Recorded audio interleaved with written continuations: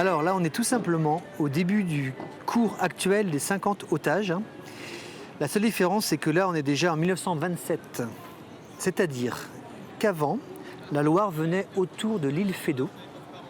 Voilà, elle enserrait l'île Feydeau, évidemment. Et à la place du cours des 50 otages, il y avait tout simplement la fin de l'Erdre.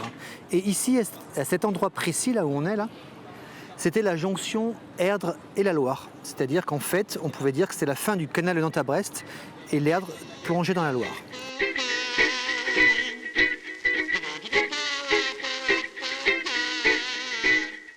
Dans les années 20, le maire qui s'appelle Paul Bellamy estime que les quais sont trop dégradés. Il a peur que la rive droite des quais nantais, là où passait le chemin de fer, s'écroule.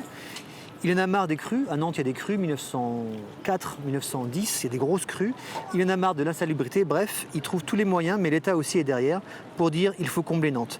Donc ils vont commencer à combler d'abord le bras de la Bourse, juste devant la Fnac actuelle, on appelait ça la Bourse évidemment avant, la place du commerce, et juste à la jonction, là, il s'arrête là.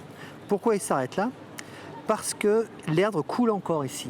On va attendre en fait 1934. Pourquoi? Parce qu'on a besoin de faire un tunnel qui est beaucoup plus loin en fait, qui est sous les cours Saint-Pierre et Saint-André pour faire dériver l'Erdre. Voilà.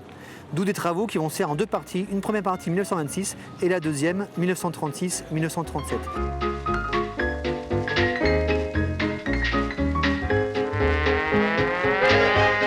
Cette carte postale, très rare, nous permet de comprendre en fait l'avancée du sable, hein, c'est du sable et des gravats là, dans ce qui était avant le bras de la Bourse, donc l'ancienne Loire. Voilà. Une carte intéressante aussi puisqu'on voit la ligne de chemin de fer ici qui passait ici, hein, le train de Nantes à Saint-Nazaire, hein, qui longeait la place du commerce, la Bourse, actuelle Fnac, et ensuite le quai de la Fosse, hein, pour filer vers Chantenay.